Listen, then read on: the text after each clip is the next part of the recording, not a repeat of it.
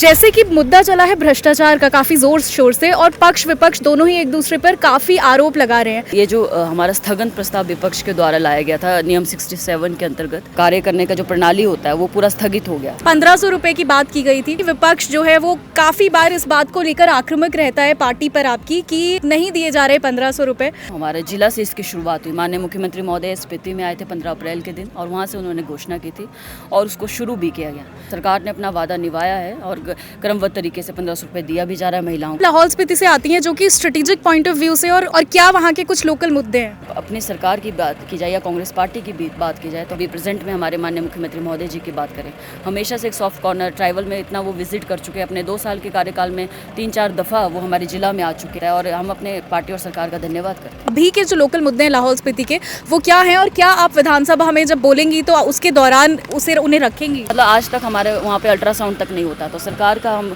धन्यवाद करते हैं कि उनके आशीर्वाद और सहयोग से अल्ट्रासाउंड आज हमारे वहाँ पे हो रहा है। ब्लेम गेम है जो बिना तथ्यों के चले जा रहे हैं। मतलब वही चीज़ें रिपीट होना, बार बार एक दूसरे पे ब्लेम गेम खेलने से सही है मेरे ख्याल से जो हमारे मुद्दे हैं वो पटल पे डिस्कस हों। नमस्कार, स्वागत है आपका समाचार फर्स्ट में। मैं हूं जसवी चौहान। हिमाचल प्रदेश विधानसभा के शीतकालीन सत्र और हमारे साथ लाहौल स्पीति की विधायक अनुराधा जी हैं। स्वागत है आपका समाचार फर्स्ट में। थैंक यू जी। तो जैसे कि मुद्दा चला है भ्रष्टाचार का काफी जोर शोर से और पक्ष विपक्ष दोनों ही एक दूसरे पर काफी आरोप लगा रहे हैं, लेकिन कहीं इन आरोपों के ब्लेम गेम के चक्कर में एक्चुअल जो हिमाचल का हित है वो इग्नोर तो नहीं हो रहा है मैम? जी बिल्कुल सहमत हूँ मैं आपसे, क्योंकि ये जो हमारा स्थगन प्रस्ताव विपक्ष के द्वारा लाया गया था नियम 67 के अंतर्गत, तो इससे क्या हुआ कि हमारे जो पूरे दिन भर की जो प्रक्रिया थी, जो कार्य करने का जो प्रणाली होता है वो पूरा स्थगित हो गया। चाहे वो क्वेश्चन आर हो, चाहे जीरो आर हो और बाकी नियम के अंतर्गत जो भी डिस्कशंस होना था। और मैं बताना चाहूँगी, अगर मैं अपनी बात करूँ, पिछले कल भी मेरे 2 क्वेश्चन स्टार्ट में लगे थे, आज भी 2 क्वेश्चन स्टार्ट में लगे थे, बट हम डिस्कस कर ही नहीं पाए। तो कहीं ना कहीं मुझे लगता है कि जो ज़रूरी मुद्दे हैं वो पीछे छूट जाते हैं और इस तरह की, क्योंकि आरोप प्रत्यारोप तो चलता रहेगा, तो इसमें आप देख सकते हैं कि दोनों तरफ से आरोप प्रत्यारोप चलता रहेगा, पर एक्चुअल जो मुद्दे हैं, जो लोगों की डिमांड है उस पर, क्योंकि विधानसभा का सेशन इस बार विंटर सेशन बहुत शॉर्ट है, सिर्फ 4 दिन का है और 2 दिन हमारे ऐसे ही बर्बाद हो रहे हैं। तो उम्मीद करते हैं अब कल से ही रूटीन में चलेगा और जो भी आज की चर्चा है वो आज समाप्त हो जाएगी, तो ताकि हम कल से अपने मुद्दे भी उजागर कर पाएँ। जी अनुराधा जी, आप जिस पार्टी से आती हैं वो पार्टी है जो महिला सशक्तिकरण का नाम लेकर सत्ता में आई थी। 1500 रुपए की बात की गई थी और कहीं ना कहीं विपक्ष जो है वो काफ़ी बार इस बात को लेकर आक्रामक रहता है पार्टी पर आपकी कि नहीं दिए जा रहे 1500 रुपए। और मतलब क्या उन वादों का क्या स्टेटस है आपकी नज़र में?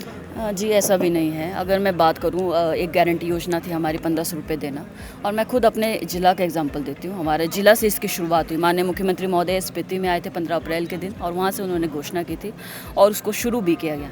पर आप देखिए, कोई भी जब ऐसी योजना बनती है उसका एक क्राइटेरिया होता है, सभी को देने लगे तब तो हमारा कहाँ चला जाएगा अर्थव्यवस्था, ये सबको पता है लॉजिकली अगर देखा जाए। तो जब भी इसकी घोषणा हुई थी तो उसमें मेरा खुद का ये मानना है कि जो इस क्राइटेरिया के अंतर्गत जो महिलाएं आती है, जो बीपीएल फैमिली से संबंधित है या जो इनकम का जो क्राइटेरिया, उन्हीं को मिले, क्योंकि बाकी संपन्न लोगों को इसकी ज़रूरत नहीं है। तो मैम, जब फॉर्म भरवाया गया था उस टाइम पे थोड़ा ग्रे एरिया में रखी गई थी ये सारी डिटेल्स। हाँ, अगर इस पे मैं ज़्यादा टिप्पणी नहीं करना चाहूँगी, क्योंकि हमने कुछ ऐसा अपने स्तर पे नहीं किया। हमने उस समय भी ज़्यादा इस पे नहीं, क्योंकि अगर ये घोषणा ना भी की जाती तो भी हम चुनाव जीत ही रहे थे।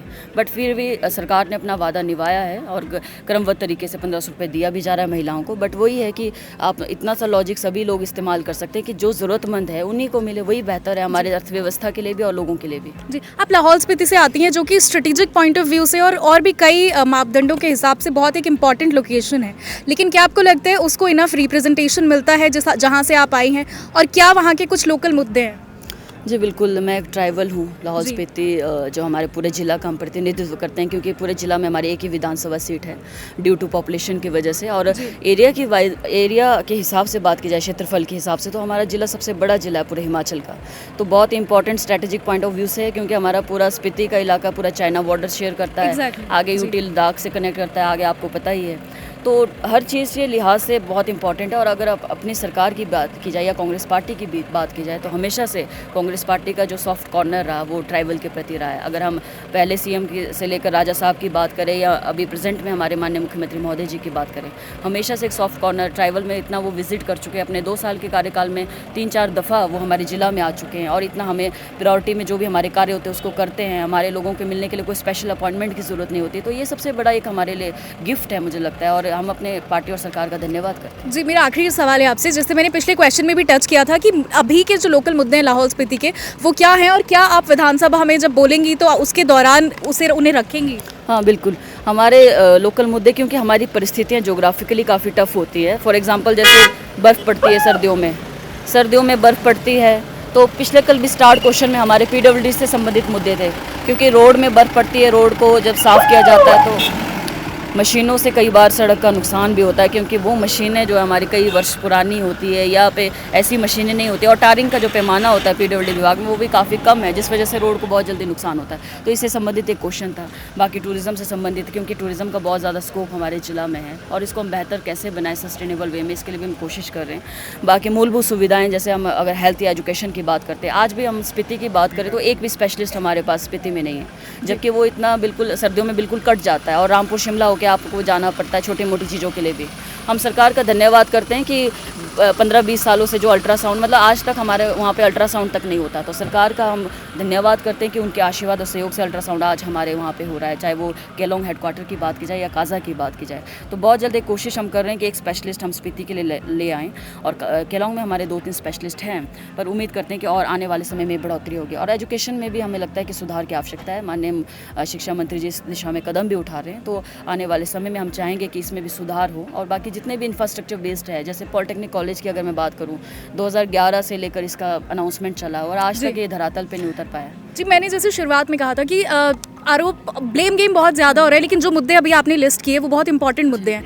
तो क्या आपको नहीं लगता कि कुछ ऐसा थोड़ा इम्प्रूवमेंट दोनों तरफ से होना चाहिए कि ये मुद्दे जो एक्चुअल में मैटर करते हैं उन पर डिस्कशंस हों, ना कि ये जो ब्लेम गेम है जो बिना तथ्यों के चले जा रहे हैं? हाँ बिल्कुल, मेरा तो यही मानना है। और क्योंकि ये जो स्थगन प्रस्ताव था विपक्ष की तरफ से लाया गया था, हमारी सरकार तो इसमें ऐसा कुछ नहीं था कि प्रॉपर एक सिस्टम के ज़रिए हम चाह रहे थे कि विधानसभा हमारा चले, और चला भी है। बॉयकॉट इसमें नहीं हुआ, इसके लिए हम विपक्ष का धन्यवाद भी करते हैं। पर इस तरह का मतलब वही चीज़ें रिपीट होना, बार बार एक दूसरे पे ब्लेम गेम खेलने से सही है मेरे ख्याल से जो हमारे मुद्दे हैं वो पटल पे डिस्कस हों और वो निचोड़ पे पहुँचे, ताकि हमारे लोग जो वोट दे के हमें यहाँ भेजते हैं उनको भी लगे कि हमारे लोग, हमारे प्रतिनिधि वहाँ पे हमारे मुद्दे उठा रहे हैं। जी, बहुत शुक्रिया अनुराधा जी। आपने अभी भी सुना, लाहौल स्पीति से संबंध रखती हैं अनुराधा जी, विधायक हैं, एक महिला विधायक हिमाचल प्रदेश विधानसभा में, जिन्होंने बेबाकी से अपनी बात रखी और बहुत ही अच्छे से उन्होंने जो ट्राइबल मुद्दे हैं उनके बारे में बात की, महिलाओं के मुद्दों के बारे में बात की।